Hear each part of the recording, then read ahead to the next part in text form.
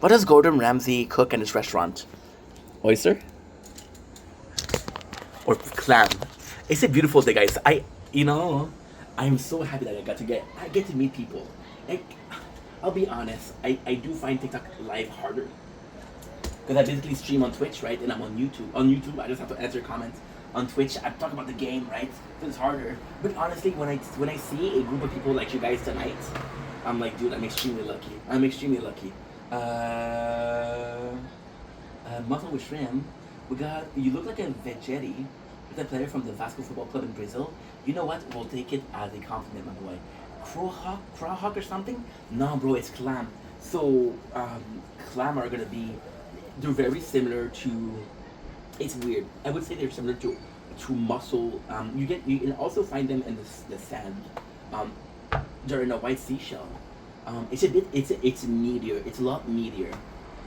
You could go. You could honestly, bro. Honestly, you could do a sandwich like with 3 or 4 clams, and you got a sandwich, right? Maybe pancakes. No, no, bro. You even close. Underrated clams. Chinese food is underrated. Yo, the problem with Chinese food. And Chinese food is a tragedy in itself. Chinese food is a tragedy, ladies and gentlemen. It's a tragedy because so this is gonna be. They're gonna sound a little racist, but trust me, it isn't.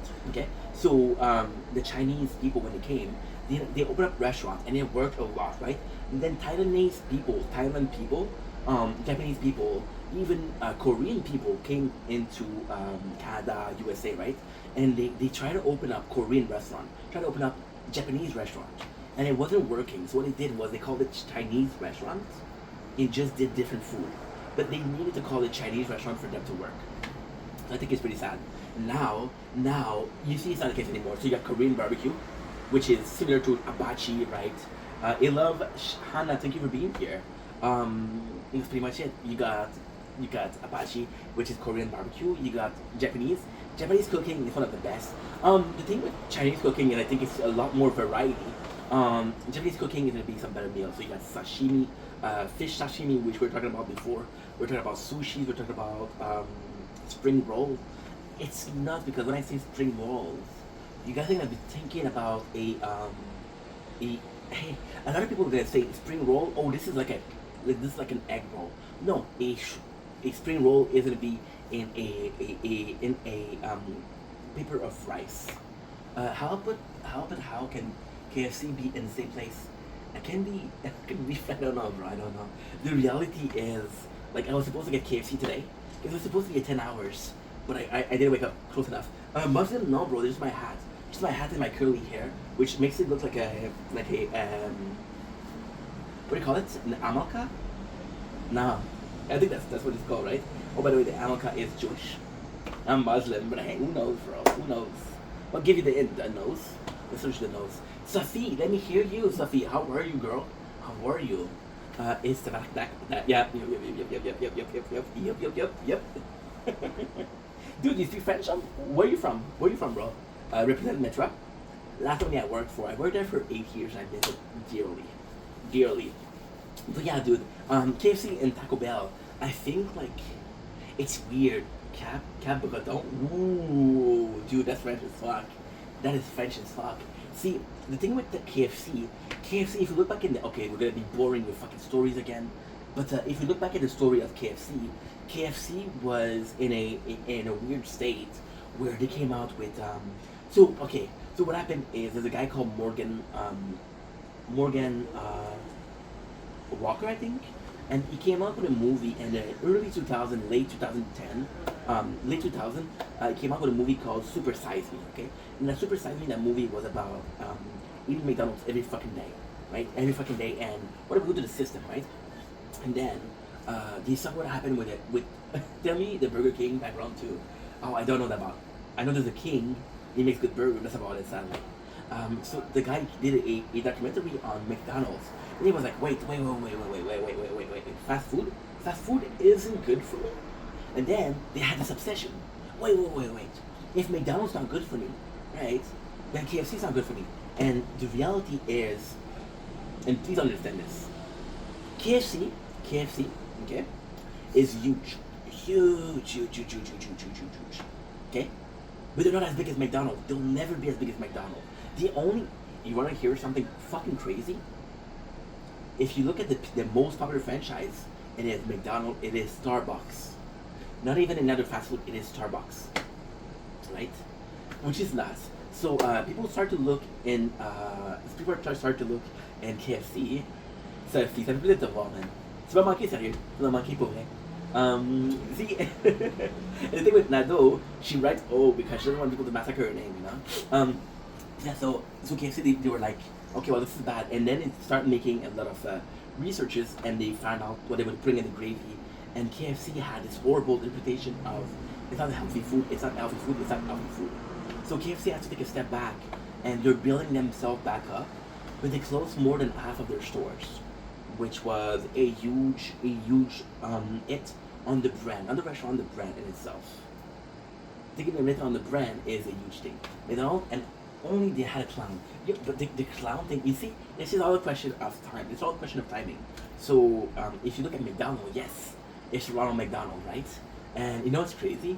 There was the Hamburglar, there was the Hamburglar, there was the Grimace. They literally did a show for kids out of the mascots of McDonald's, which nowadays we would never fucking see. We would never fucking see. McDonald's understood that's what they needed. And the greatest thing with McDonald's, the greatest thing, want to know why McDonald's succeeded? Want to know why? To the Hamburglar guy, I don't know, bro. Maybe he's in jail. He must be in jail, right? Must be in jail. You got two people in jail right now. Diddy and Hamburglar. Two different crimes. I'm looking for justice. I'm looking for justice for the Hamburglar. The real life Hamburglar, bruh. Bruh, you're gonna hook me up, right? You're gonna hook me up. I got a funny story about when I was working at A&W, right? At A&W, what she did. At A&W, what she did. We had Drake or Kendrick. I'm gonna go with Leah. You're my favorite. Fuck Kendrick. Fuck Drake. You're my favorites. So yeah. So I used to work at A&W, and if you wanted to get free hamburgers, right, what you need to do was, for example, somebody would ask no pickle, and you would add pickles. So they had to throw the burgers. You wait a couple of seconds, and you would eat the burger, right? And it was delicious. It was super easy, super fucking easy. And what they did was they made you put it in the bucket, right? Because they would say, oh, we want to count how much waste there is. What you would do is you would add to the bucket, right? You would wait until they count the bucket, and then you would take it from them. And yeah, that's how we did it. That's how we got fatter and fatter and fatter. But hey, I've never been happy in my life. Oh, thank you, Leah. Appreciate you. I'm gonna battle you though. I'm gonna battle you for a like battle. So the story about McDonald's, it's nuts because McDonald's. If you want to look at a good movie on Netflix, good documentary, you'll be looking at the founder, which is the story of McDonald's, right? My apologies. It's the story of McDonald's, and it's a super good movie. However, what happened? The cool thing that happened with McDonald's, they understood that their success story, if you will, was gonna be to have. Thank you to follow Leah. I appreciate you sincerely, and I appreciate the likes, appreciate the kindness. It means a lot, my girl. See, it's nuts because McDonald's understood that oh my god, it's such a horrible system. But it works. The younger people like our product, the better it is. So McDonald's turned their attention, turned their marketing, turned their branding into very young audience, which is kids, right? And because they have these kids, right? People are gonna come back and forth. So now you're gonna have kids who grew up eating McDonald's. They grew up eating McDonald's, right? And as adults, they're gonna bring their kids to McDonald's.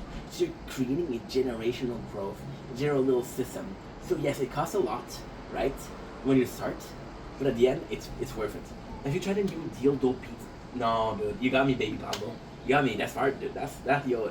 Hey, that's it.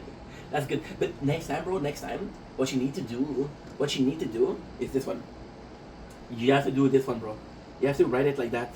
Dill. So dill is a spices, so that's smart. But you have to write it like that, bro.